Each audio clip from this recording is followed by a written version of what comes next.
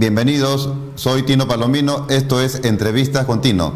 El día de hoy tenemos la presencia de Richard Arce, ex congresista de la República.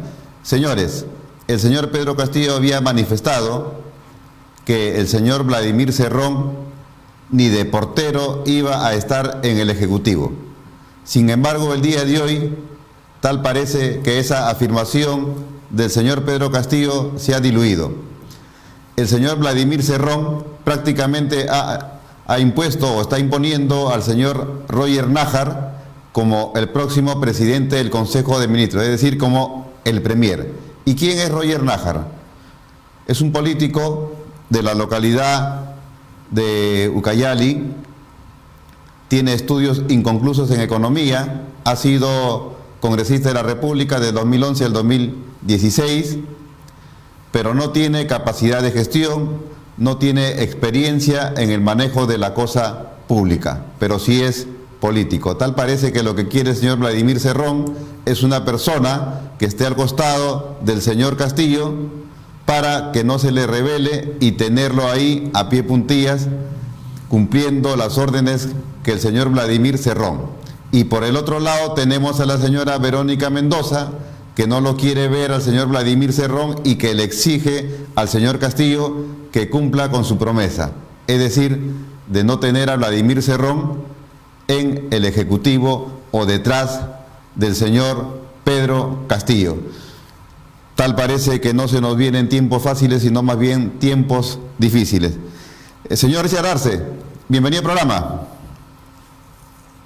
Un gusto, como siempre, Tino, poder dialogar contigo. La señora Keiko Fujimori ha manifestado que acepta los resultados de este proceso electoral, que va a estar vigilante de la democracia, pero al mismo tiempo manifiesta ella que la proclamación de Pedro Castillo es ilegítima. ¿Qué piensa usted al respecto? En principio, ha sido muy importante la proclamación por parte del Jurado Nacional de Elecciones de Pedro Castillo como presidente constitucional de la República, elegido democráticamente, al 100% de escrutados los votos y sobre todo formalizado por el ente electoral, lo cual significa que Pedro Castillo será el presidente del próximo lustro 2021-2026. Nos guste o no, no estemos de acuerdo o estemos a favor. En democracia se aceptan los resultados y evidentemente se somete el Estado justamente a las reglas de juego y evidentemente el próximo presidente es Pedro Castillo. Y eso es muy importante resaltarlo por todo lo que ha sucedido durante todas estas semanas. Fíjate, ya estamos casi en la semana jubilar del Bicentenario, 28 de julio, y recién tiene la formalidad Pedro Castillo para poder asumir el gobierno, lo cual significa, en principio, armar su gabinete de ministros.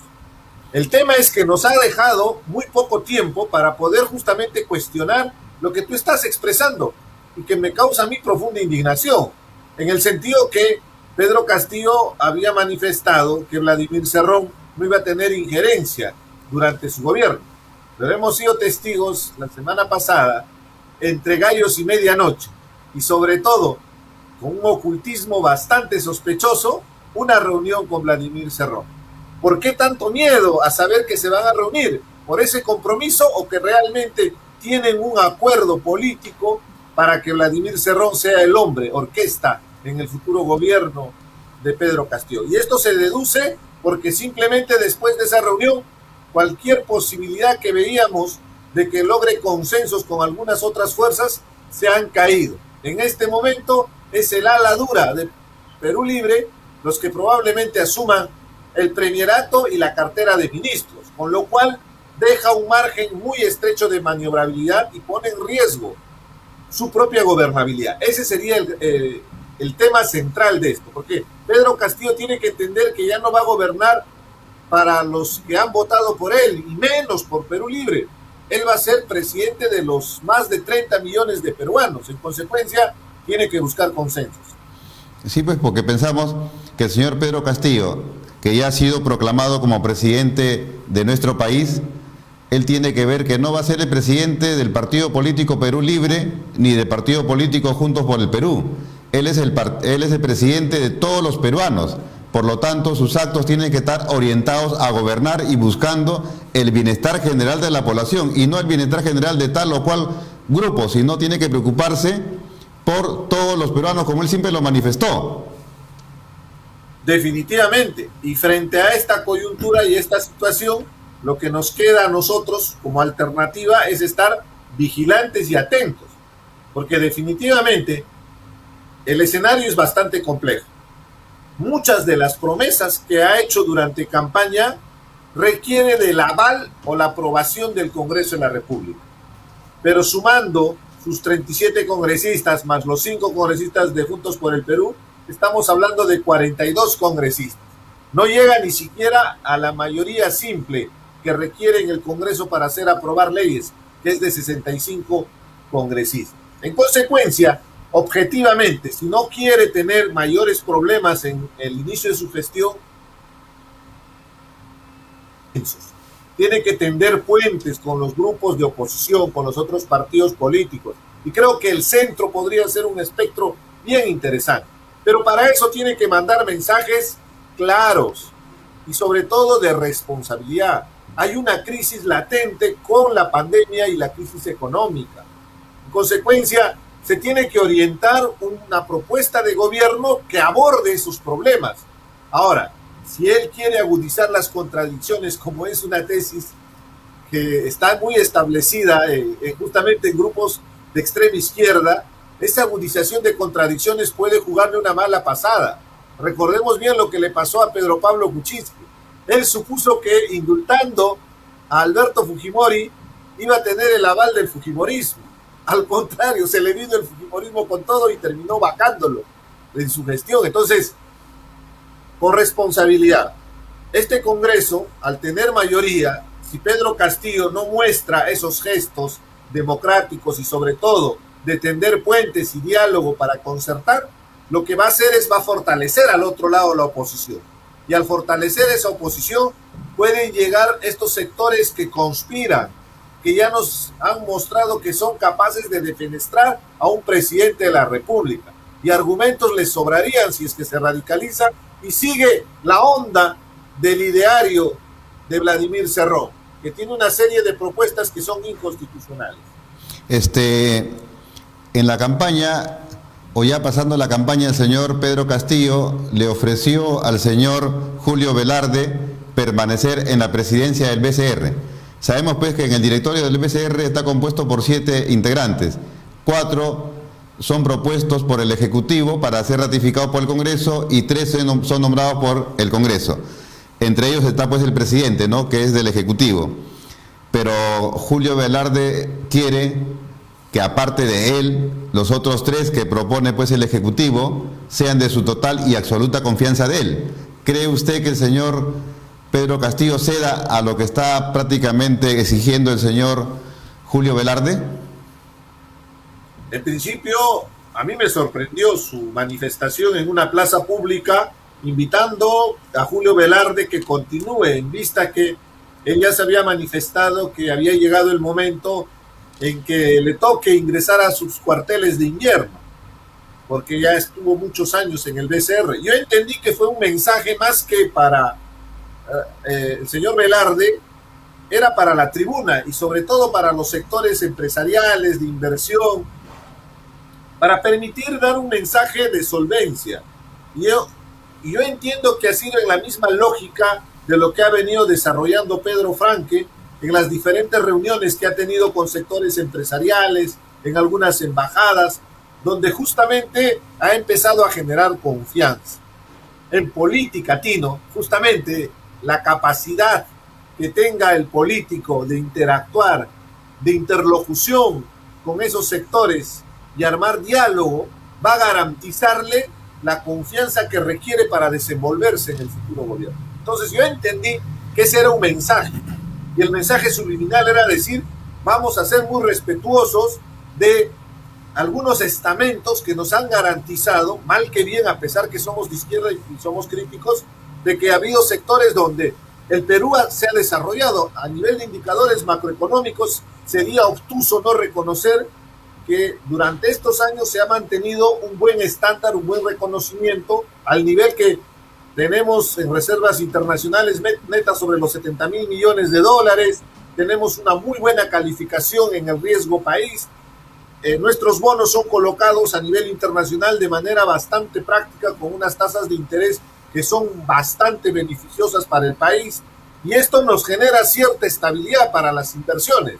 Pero ese mensaje cae en saco roto cuando pasa esta situación de que nuevamente Vladimir Cerrón, como sospechábamos y habíamos denunciado, está tomando la posta en este momento. Y fruto de eso es que este señor Roger Nájar, que recuerda bien, fue el responsable de ser el interlocutor con los partidos que han apoyado a Pedro Castillo en la segunda vuelta. El que iba en representación, el que hablaba en nombre de Vladimir Cerrón, era Roger Nájar durante la campaña. Y si ahora se vocea que es el próximo premier, y además hemos escuchado a varios conspicuos líderes de Perú Libre, como este congresista Bellido, al propio Bermejo, inefables, porque tienen una posición radical en el sentido de descalificar inclusive a sus adversarios, nos vamos dando cuenta que acá el que corta el jamón en Perú Libre es Vladimir Cerrón. Y eso es bastante peligroso por los antecedentes. Señor Arce, sí. Acaba usted de hablar de los bonos.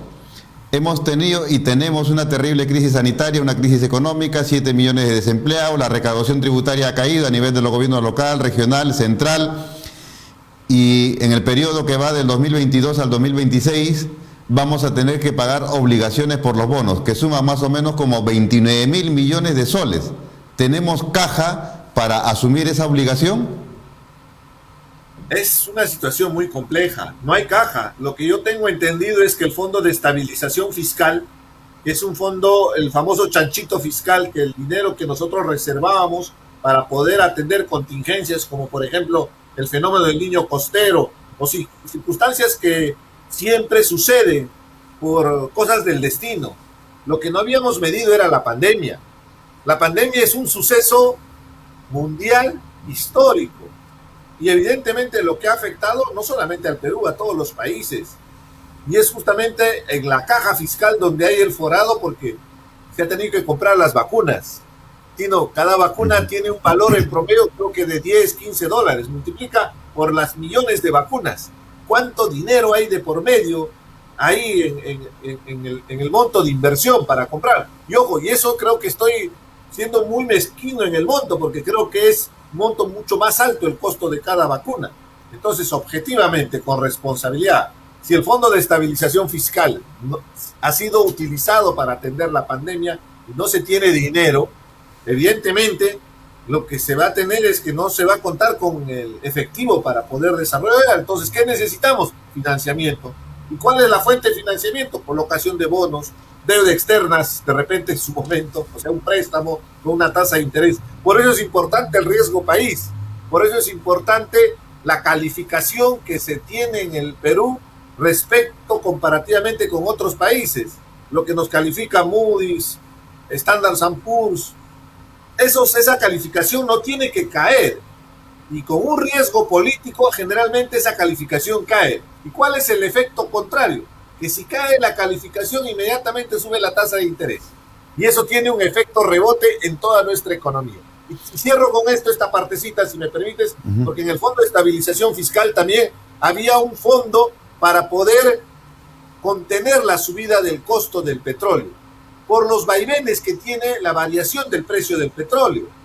En épocas de vacas gordas ahorrar para tener ese fondo para que cuando se tenga el precio alto se pueda subvencionar y se pueda mantener un precio estable, porque cuando sube el petróleo sube todo. ¿Te has dado cuenta que ahora no entró a funcionar? Quiere decir que no hay la plata por el Fondo de Estabilización Fiscal, y por eso el precio del combustible se ha disparado en relación, evidentemente, a los precios internacionales que ha tenido el petróleo de crecida en estos últimos meses. ¿Y por qué el señor Pedro Castillo decía que llega al gobierno, van a pagar toda la deuda externa y nos salimos de los organismos financieros internacionales para que no nos estén cogoteando? La deuda pública suma más o menos aproximadamente 280.000 millones de dólares. ¿Qué pasó? ¿Desconocimiento del señor? Desinformación. Y además el profe Castillo sabe muy bien que en la deuda social, que ha sido uno de los pliegos petitorios de las huelgas magisteriales, deuda social, ojo, Nosotros aprobamos cada año un promedio de 200 millones de soles para poder atender deuda social de los maestros, que es nada comparativamente a la deuda. Tengo entendido que la deuda está en el orden de los 7.000 millones de soles, solo para los maestros. ¿Ah? Me refiero a las sentencias, ¿ah? Ya con sentencia. O sea, el maestro que ha ganado su juicio con legítimo derecho no ha sido indemnizado por el Estado. Podría ejecutar, embargar al Estado, pero como es el Estado de alguna manera parte del sistema, es complicado hacer ese embargo. Entonces, en esa deuda hay 7.000 millones de soles. Pues, ¿de dónde va a sacar plata? No es tan sencillo. La analogía es muy simple, Tino. Es como si tú fueras un padre de familia que recibes a fin de mes un sueldo y con ese sueldo tú tienes que atender todas tus necesidades. Pero si tienes deudas y no puedes pagar, te vas a ahogar. Tienes que buscar hasta un segundo trabajo, vender algún activo, alguna forma de financiar, porque en caso contrario te vas a declarar en bancarrota y van a venir, te van a embargar un banco, por ejemplo, tus bienes, porque tiene que cobrarse de algún sitio la deuda. En estos días el GLP se ha ido por las nubes. Lo que nos dice la ministra y premier Bermúdez de que es por el oleaje, que los barquitos de pisco no pueden llegar acá a Lima y que eso es temporal. Pero eso es ya algo cíclico. Cada cierto tiempo, entre comillas, hay oleajes, hay marejadas, escasez de GLP, sube el precio y se benefician los chilenos y los mexicanos, que son los que están detrás del GLP. ¿Por qué el Ocinermin y el Ministerio de Energía y Minas no obligan a estas plantas a que amplíen sus plantas de almacenaje, a que están comprometidos? ¿Por qué? ¿Qué es lo que pasa? Ahí entra a tallar definitivamente la responsabilidad de ese fondo que te estaba comentando. El gas licuado de petróleo, el GLP, por ejemplo, que en el cual se provee de gas a muchos vehículos y también después se obtiene gas propano para poder tener el combustible para las familias. El gas, el balón de gas es de uso masivo.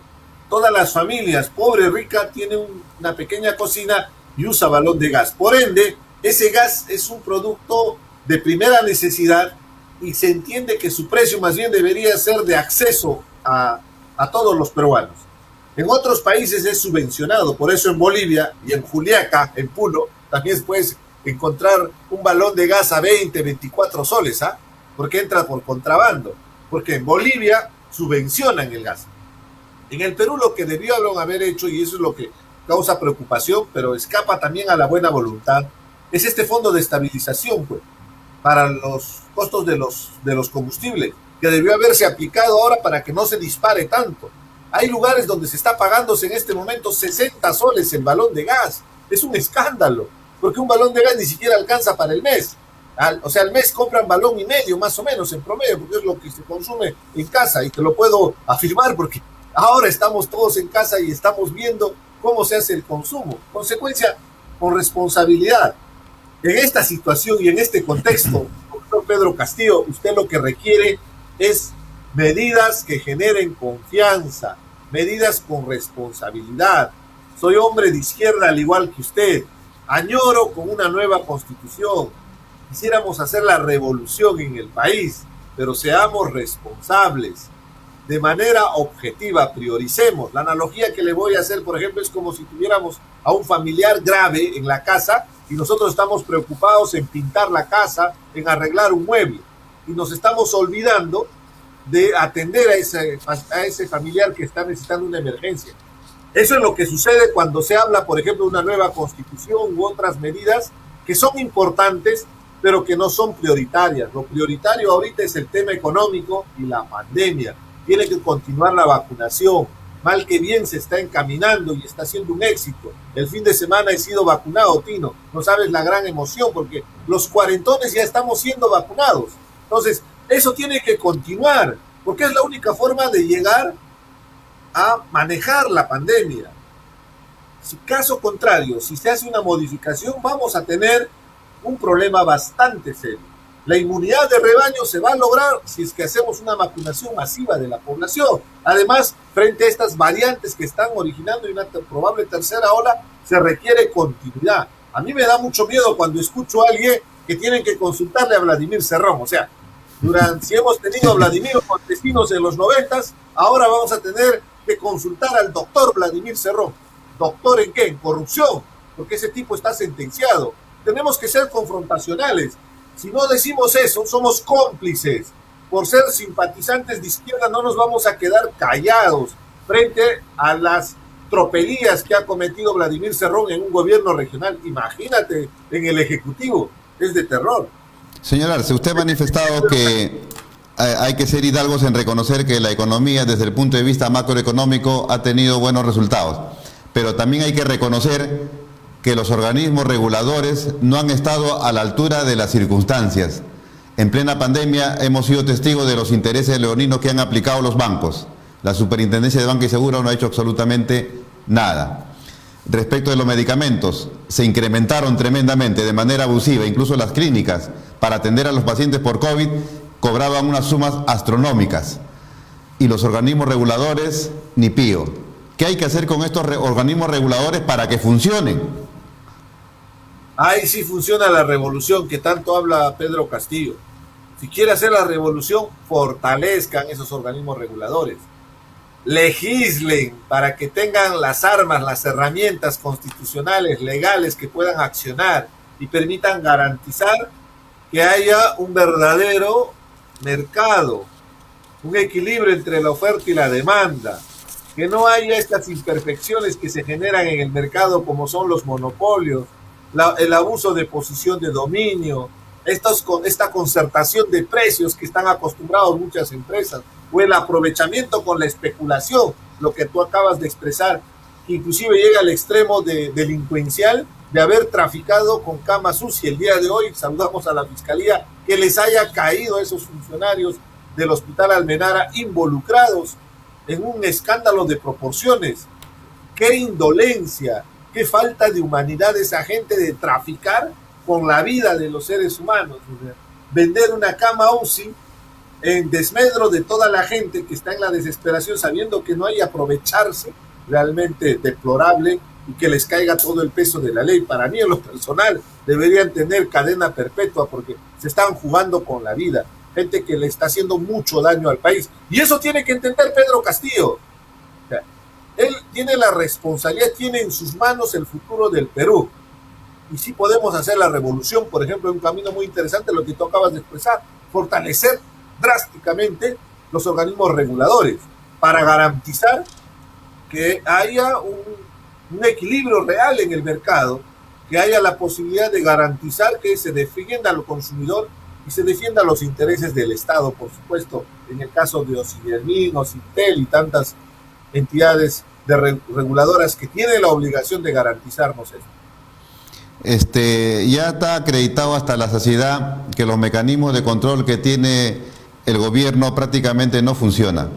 La corrupción es pan de cada día. Según la Contraloría, son 23.000 millones de soles que al año se lleva la corrupción de nuestro país. Dinero que podría servir para aliviar la situación de esos bolsones de pobreza. Pero lamentablemente, por un plato de lentejas, nuestras autoridades entregan nuestros recursos.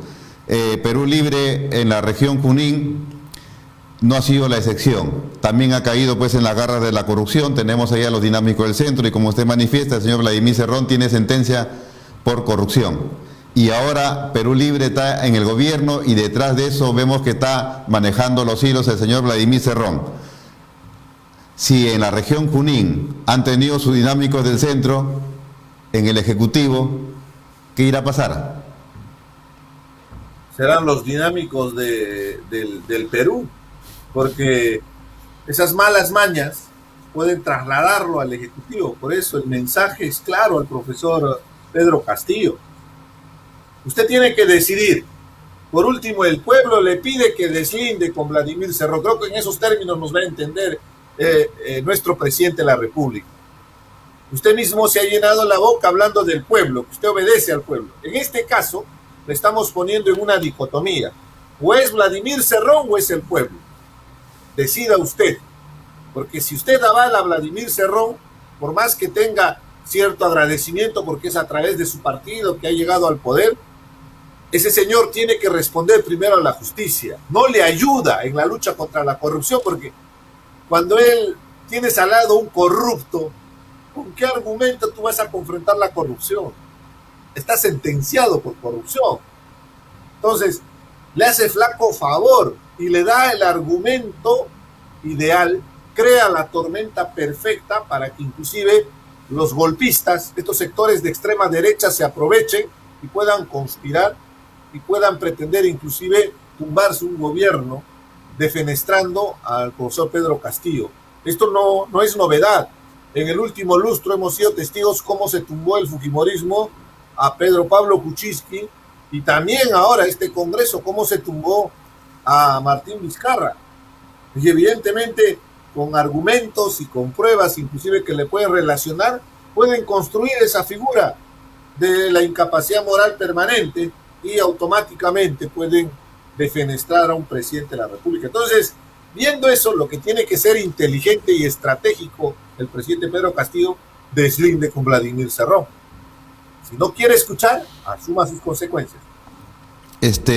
Hay unas denuncias que están haciendo de las comunidades nativas de los Aguajún, en la región del Cenepa, que está en la provincia de Condorcanqui, región de Amazonas.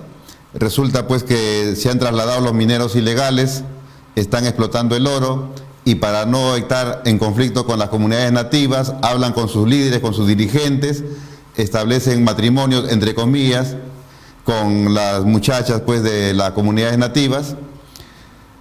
Prácticamente le sacan el diablo a todo el medio ambiente, y una vez que se van, quedan mujeres abandonadas, niños abandonados, y prácticamente con su hábitat destruido. El Estado tiene que preocuparse también por ellos, son parte de nuestro país, no están fuera de nuestro país. ¿Qué hacemos para proteger a nuestras comunidades nativas de la selva? Hay que desarrollar toda una estrategia de fronteras vivas, porque esto generalmente sucede en zona fronteriza, pero también es en la propia Amazonía. Es una riqueza para el país, la puesta en valor de nuestros recursos naturales y sobre todo la protección de estas zonas, de estos páramos naturales, va a garantizar que el Perú tenga posibilidades de desarrollo. Más aún si detrás de ellos están comunidades nativas, pueblos indígenas, que tienen todo el derecho, están parados por el derecho internacional al cual está suscrito el Perú. Inclusive el convenio 169 de la OIT establece claramente el tema de la consulta previa como un mecanismo de interlocución con las poblaciones donde están en esa zona de influencia de un proyecto extractivo. Pero es bastante peligroso cuando es este tipo de minería informal, hasta podríamos llamarlo minería ilegal. Entonces hay que tener mucho cuidado, ahí sí tienen que dictar medidas coercitivas para que esta gente no pretenda aprovecharse, no solamente de la madre naturaleza, sino también, como tú lo estás expresando, de nuestras comunidades, y esto no puede quedar así. O sea, el presidente tiene que desarrollar toda una política que permita garantizar la protección de la Amazonía. Yo creo que eso es clave.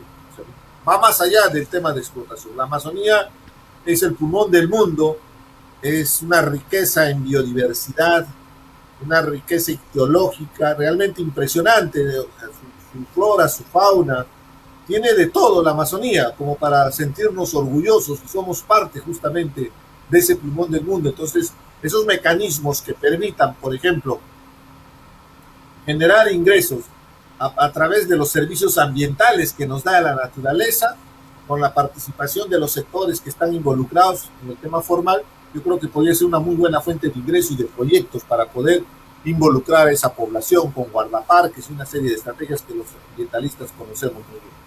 En estos momentos hay un sector que está buscando firmas para el cambio de la Constitución, y hay otro sector que también está buscando firmas, pero para el no cambio de la Constitución. Al respecto, ¿qué opina? El tema de la Constitución es una aspiración legítima. Yo me siento identificado con él por todo lo que ha representado la Constitución del 93, por su origen espurio, y sobre todo para revisar el capítulo económico, que si bien es cierto hemos crecido, pero yo creo que se puede hacer ajustes muy interesantes. Pero también de la misma manera, en esa misma visión constructiva, hay que ser objetivo y hacerles entender que muchas de las afirmaciones respecto a una nueva Constitución son albures, son información de medias verdades que generan expectativa y que no nos van a solucionar, porque hay un detalle muy importante: la Constitución per se no va a hacer que se modifique nuestra estructura de nuestra sociedad. Es la aplicación de esa ley que más bien donde está el problema. El problema no está tanto en la Constitución, porque el derecho a la salud y el derecho a la educación está garantizado como derecho humano. Lo dice la actual Constitución, ojo con eso, a mis compañeros y camaradas de izquierda. Entonces, con mucha responsabilidad, además, generemos el momento constituyente. Ese momento constituyente es un proceso reflexivo, donde se va a discutir con todos los sectores. Puedes correr el riesgo, Tino, de que esta pretensión de querer hacer la Constitución al caballazo nos lleve a una situación donde sectores de derecha extrema puedan tener mayoría en esa futura Asamblea Constituyente. Y todo lo que hemos avanzado en derechos, de la noche a la mañana se caiga. Y eso sería muy frustrante porque nos ha costado hasta vida, sacrificio. Entonces, con responsabilidad, analicen bien, eso le diría al profesor Pedro Castillo, porque no es el momento constituyente, no se está dando, estamos en proceso, se ha abierto, que se abre ese debate, esa reflexión, y en su momento tomaremos una buena decisión. Ahora, solucionemos la pandemia y la crisis económica. Eso es lo urgente, lo prioritario. El familiar que está en cama, que necesita ser transportado en ambulancia, son esos dos factores. No estar pintando la casa, no es estar haciendo otras actividades, olvidándonos que tenemos un familiar que está grave, que necesita atención médica. Si me entienden en la analogía, para que puedan comprender. Los sindicatos son instrumentos para que la clase trabajadora pueda mantener sus derechos y conquistar nuevos derechos. Sin embargo, fueron debilitados. Antiguamente, por ejemplo, teníamos la FEP, la Federación de Empleados Bancarios, teníamos también la CITE, Confederación Intersectorial de Trabajadores Estatales, que prácticamente ahora son fantasmas, ya no existen.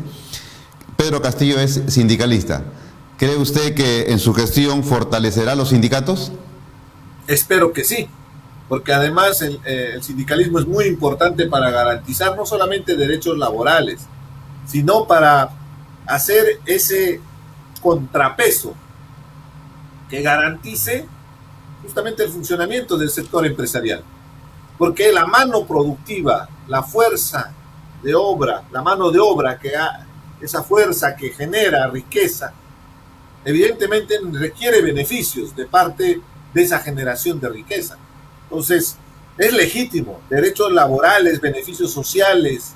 Hemos sido testigos cómo hay mucha informalidad en el país, pero generalmente es en el sector de la pyme y la microempresa donde hay mucha informalidad. Entonces, es una gran oportunidad para que no solamente estigmaticen a un lado, o sea, con objetividad.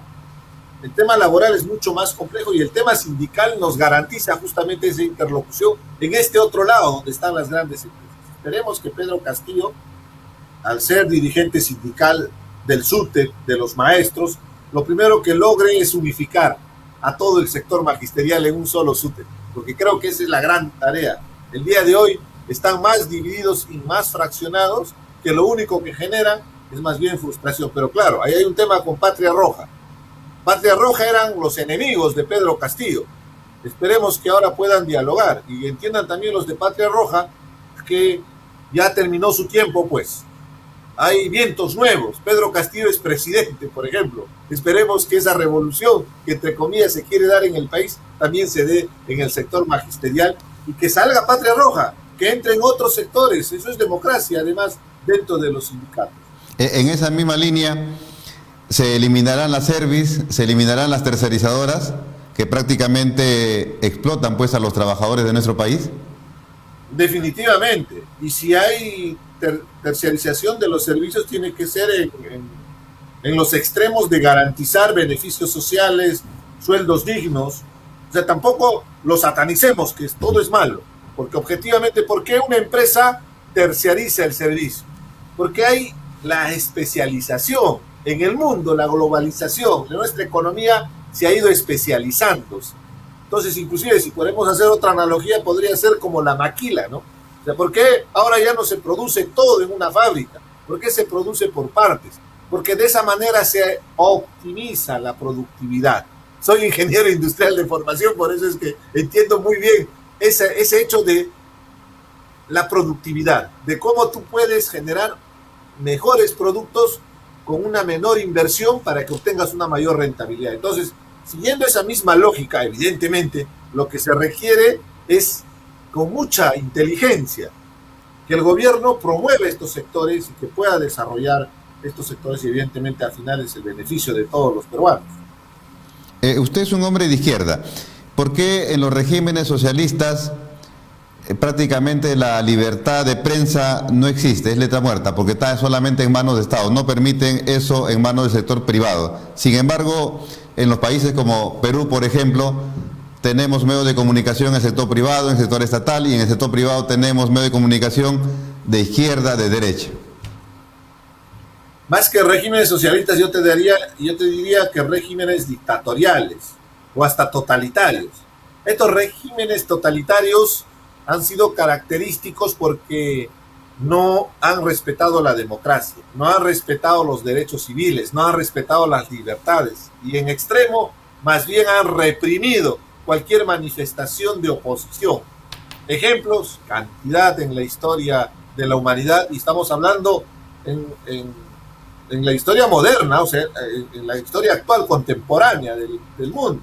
Entonces, por eso, aprovecho para condenar la represión violenta que está cometiendo el Estado cubano, el gobierno cubano de Díaz-Canel, en contra de la población que ha salido a manifestarse, que reclama libertad, que reclama democracia, y que debería ser más bien aplaudido por todos los sectores.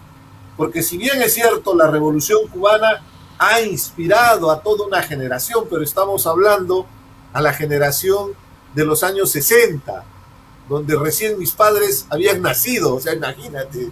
Entonces, con objetividad, ha sido inspirador esa primera etapa, pero 60 años después, cuando ves solo a un grupo como son los Castro, que han sido los que han gobernado, definitivamente eso no es democracia, pues. Y más cuando reprimen al pueblo. Vamos a salir siempre a condenar, así sea de derecha o de izquierda, las dictaduras. Y en este momento lo que hay en Cuba es una dictadura y que está reprimiendo con violencia a su población. Eso no exime al bloqueo económico criminal de los Estados Unidos en contra de Cuba. Ojo con eso. Señora, es una realidad que afecta el desarrollo de Cuba. Pero eso no es óbice ni tampoco es argumento para que bajo ese caparazón se pretenda distorsionar lo que viene sucediendo en este momento. Y la realidad es que hay violaciones a los derechos humanos. Hay represión, les han quitado el internet, hay periodistas que están presos, están reprimiendo con violencia y eso se tiene que denunciar. Señor Arce, ya para ir terminando la entrevista, prácticamente es Cerrón quien está manejando los hilos y tal parece que así va a ser en el próximo quinquenio. Esperemos que el señor Pedro Castillo recapacite, tenga el aplomo, tenga la seguridad, tenga la sapiencia, ¿no? Y se entere pues que él es el presidente de la República, no el Partido Perú Libre, ni Vladimir Cerrón, ni Bermejo, es él. Pero lamentablemente está pues atrás Vladimir Cerrón, está el ideario, y en ese ideario prácticamente se atenta contra la libertad de prensa porque ahí manifiestan que van a haber dos filtros, Ministerio de Educación y Ministerio de Cultura. Y tenemos ministros o personas que van a ser ministros como Ceballos, que por un plato de lentejas mantienen una actitud sumisa ante Vladimir Cerrón. En este quinquenio que se viene, de ser Vladimir Cerrón quien maneje los hilos, ¿la libertad de prensa en nuestro país está en riesgo? Bajo su esquema del ideario que ellos han presentado y que han inscrito como un plan de gobierno para ese próximo lustro, por supuesto que causa preocupación. Y el Consejo de la Prensa tiene que estar alerta, las organizaciones sociales tienen que estar alerta, el país tiene que estar alerta ante cualquier intromisión grosera contra las libertades. La libertad de expresión, la libertad de opinión, la libertad de prensa, la libertad de reunirse, libertades, derechos ciudadanos que han sido conquistados con esfuerzo, sacrificio, con el costo de vidas humanas. Sería terrible que el presidente Castillo cruce el Rubicón y es que pretende implementar ese plan de gobierno inviable, que es anacrónico, inclusive parecería que estaríamos en los años 60, 70, en ese momento donde todos nos emocionábamos con el tema de la Revolución Cubana. Eso es historia, por favor. Los tiempos han cambiado. Lo que se requiere es un Estado moderno, un Estado con capacidad para desarrollar a su nación y beneficiar a todos. El modelo que se plantea en ese ideario es inviable en el plano económico, en el plano social. Inclusive podría ser restrictivo para las libertades individuales, derechos civiles que nos han costado sacrificio, derechos de las minorías. Ojo con eso, porque inclusive van a tener de auspiciosos hinchas atrás a gente como ejemplo de la extrema derecha, la gente que está con López Aliaga, que por ejemplo pretenden tumbarse la educación con enfoque de género y una serie de políticas públicas que nos permiten reducir los feminicidios, solo para graficarte en general. Entonces, con objetividad, veamos con optimismo el futuro, porque yo creo y soy optimista, tengo que desearle lo mejor, pero también tengo que ser crítico, porque eso espero que le ayude al profesor Pedro Castillo a reflexionar y tomar las mejores decisiones en este momento. Y una gran decisión sería un deslinde con Vladimir Cerrón. Está en sus manos, él es el que toma la decisión, porque desde acá afuera, desde la tribuna, parecería que el que corte el jamón en Perú Libre y ahora en el futuro gobierno es el señor Vladimir Cerrón, al extremo que los aliados no pueden pronunciar el sacrosanto nombre de Vladimir Cerrón, porque si no inmediatamente son censurados o son separados del grupo de confianza. Lamentable. Esperemos que no se repita y que más bien este 28 de julio, en vista al Bicentenario, recibamos con optimismo la fiesta de la patria, 200 años de nuestra libertad, de nuestra república, de nuestra democracia, que nos permita mirar con optimismo hacia adelante, unidos como país. Y esa es la tarea que también tiene el gobierno por delante. Señor Richard Arce, le agradecemos su participación y hasta otra oportunidad. Muchas gracias. Gracias a ustedes, el gusto es mío. Señores, hemos tenido la participación del excongresista de la República, ingeniero Richard Arce, con quien hemos tratado temas de actualidad. Por ejemplo, acerca de los organismos reguladores que tienen que ser reformados y darle más facultades para que puedan sancionar y así de esa manera evitar las distorsiones que hay en el mercado. Asimismo, también ha sido muy crítico con el señor Pedro Castillo, porque tal parece, como él manifiesta, que el que está cortando el jamón es el señor Vladimir Cerrón, y eso es muy peligroso, porque detrás de Vladimir Cerrón está pues el ideario, y el ideario, como él lo manifiesta, sería algo sumamente perjudicial para nuestro país, porque estarían pensando pues en implantar una sociedad tipo los años 60, los años 70, ¿no? Cuando eso ya no va, porque estamos ya en una sociedad más moderna y tenemos que mirar de cara al futuro. Y también manifiesta pues que podría estar en riesgo las libertades, ¿no? La libertad de transitar, la libertad de tener partidos políticos de diferente índole, la libertad de prensa. Asimismo también expresa pues que lo que hay en Cuba no es una democracia, sino es una dictadura, donde se reprime pues de manera salvaje al pueblo cubano, y sin embargo en nuestro país algunos sectores de izquierda aplauden a ese régimen totalitario que se da en la isla de Cuba. Señores, eso ha sido todo por hoy. Compartan este video a través de las redes sociales. Nos vemos el día de mañana en el mismo horario. Muchas gracias.